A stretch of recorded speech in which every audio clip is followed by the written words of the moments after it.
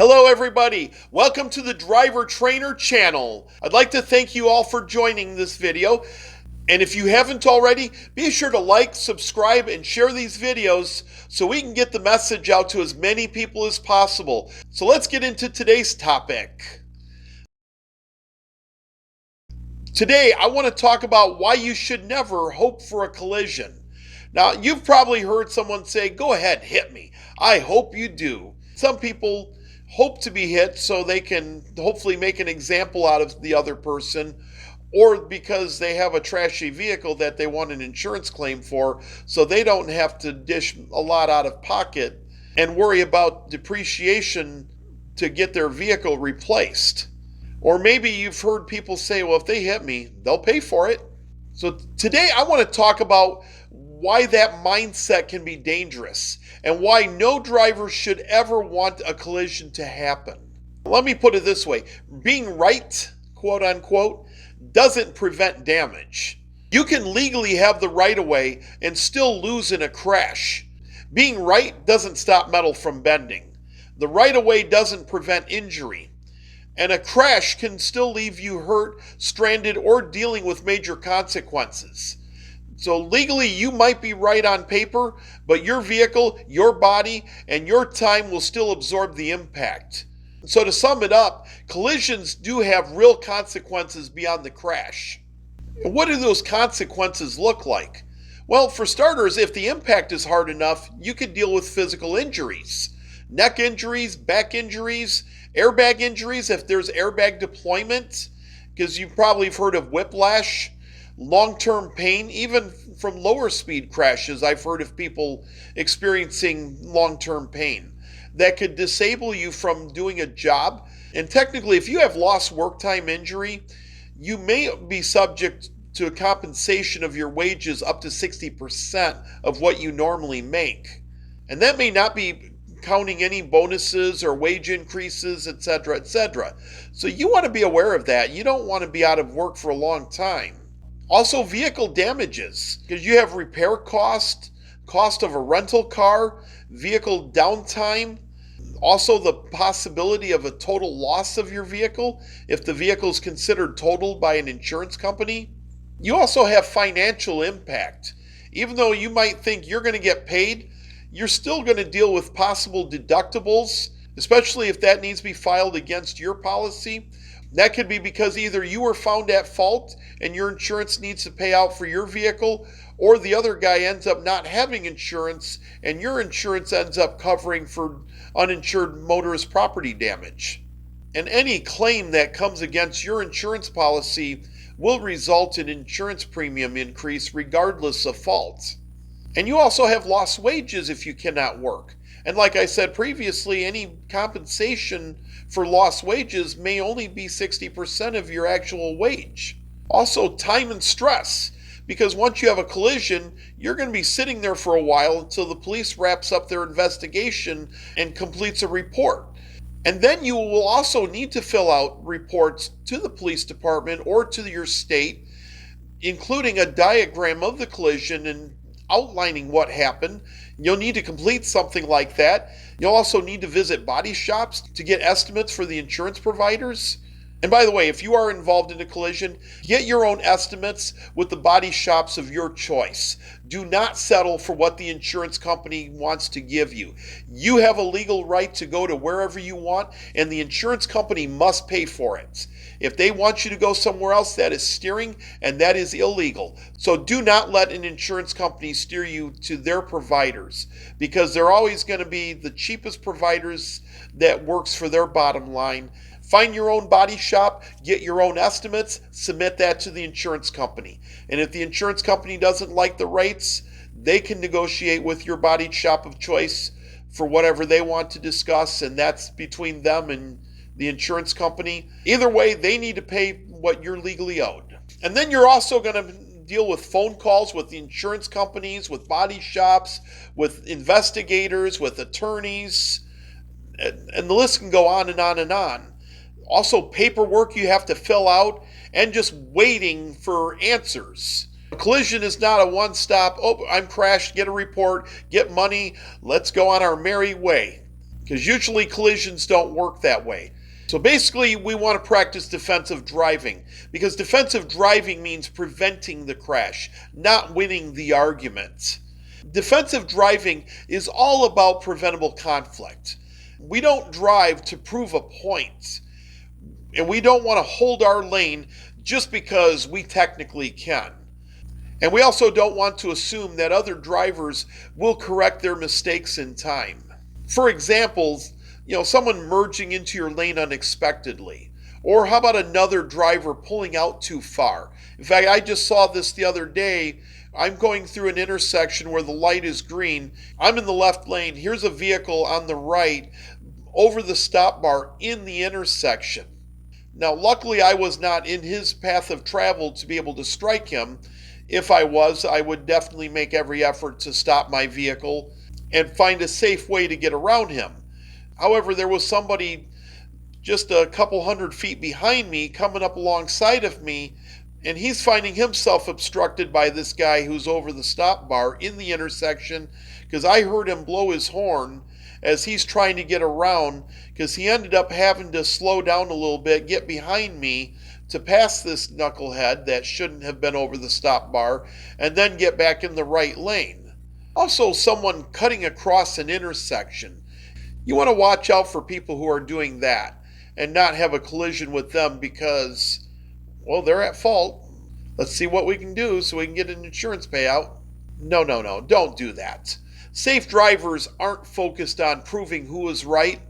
They're focused on preventing what happens next.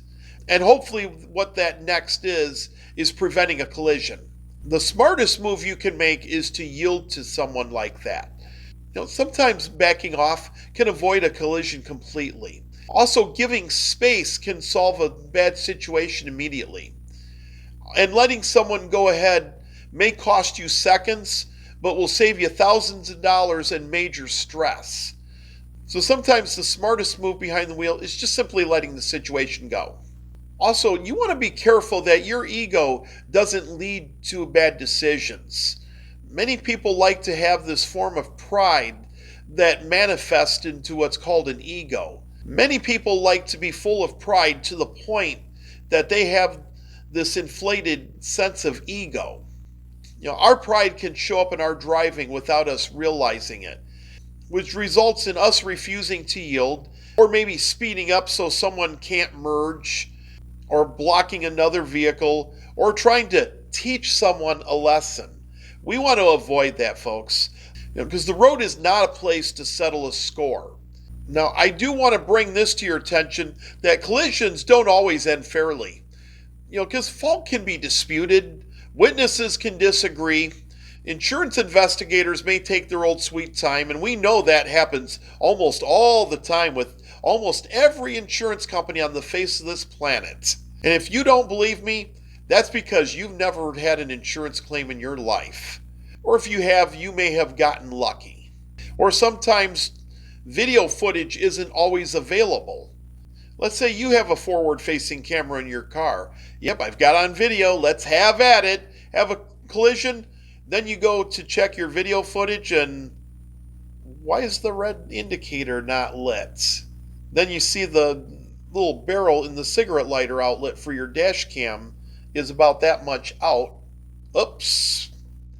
We got a problem, folks. And also, if you do have forward-facing camera, do make sure that the power is on all the time, because sometimes that barrel in the cigarette lighter outlet can pop out a little bit sometimes, especially the one that comes with the camera, because sometimes they're only so short they barely reach to the bottom with very little margin of error. And then also, even when not at fault, the process can still be exhausting to try to win this battle of making a claim and getting things squared away. So even if responsibility seems obvious in the moment, the aftermath isn't always simple. So your goal should be avoidance every time. Your goal should be to avoid all collisions as much as possible. That is by practicing the 5 points in the previous 5 videos I released previously That is looking far ahead, staying aware, keeping vision active, maintaining your space, and communicating your intentions. Because these habits exist to avoid conflict before impact happens. And every decision should buy you more time and more options so you don't have a collision. Because the best collision is the one that never ever happens. Here's 3 questions I want to ask you. Would being right be worth vehicle damage? Or how about this? Would being right be worth an injury? Or would being right be worth the time and stress afterwards? I've heard of a story of a guy many years ago who would brake check people for an insurance check. And he was successful in getting insurance checks because back in those days, not many people had forward-facing cameras. In fact, I don't even think they were marketed yet. This goes back many years ago. But then one time he brake checked an 18-wheeler, and of course he did get a payout on that one, but then he claimed it wasn't even worth it because of the injury he faced, because obviously the 18-wheeler is going to have more force than a regular 4-wheeler. So let me give you a key takeaway. Driving isn't about winning. It's about arriving safely. When you're behind the wheel, don't drive to be right, drive to be safe. Because at the end of the day, avoiding the collision is always the better outcome. I want to throw this out before I wrap things up. When you are involved in a collision and the police arrive on the scene to investigate, now in a fender bender they may or may not show up. That might be a simple investigation where they write up a report and then you just deal with your insurance company and so forth. Where if there's some significant damage where tow away is required or some injury, it's going to be investigated a little deeper. They may ask some questions, and maybe in both those situations you might be right, and usually the guy who's at fault almost always gets the citation for those type of situations, unless the officer has reason to believe otherwise. Let's take this much further. Let's say you're involved in a serious collision where there's catastrophic damage, or there's severe injury, or even fatalities involved. I will almost guarantee you that collision will be investigated with a fine-tooth comb. This is not going to be I had the right of way, he pulled out in front of me. No, they are going to dig much deeper. Most likely a forensic team is going to show up to investigate the collision. And they're going to look at preventability. And if you could have prevented the collision, you are almost guaranteed to be just as at fault as the other guy. You probably will end up in a 50-50 or 60-40 collision situation, or it could go other ways that you never thought could happen. If you have a collision like that, be ready for a full-blown investigation. Now, you won't see full-blown investigations on something minor because usually those forensic teams require a lot of resources and it's very expensive to the taxpayers. That's why you're not going to see a forensic team investigate minor collisions like you will with catastrophic collisions. So basically, the goal is to never have a collision. Then that way you don't have to worry about who's right, who's wrong, who's going to get the ticket, or if the insurance company is going to pay. So even if the police don't do an investigation like I described earlier, the insurance company can still do an investigation of their own. So no matter who has the right of way, no one truly wins in a collision. The goal is to always avoid the crash, protect yourself, and keep moving safely down the road. All right, folks, I'd like to thank you for watching this video. Be sure to like, subscribe, and share these videos so you don't miss another video, and be safe out there. Thank you.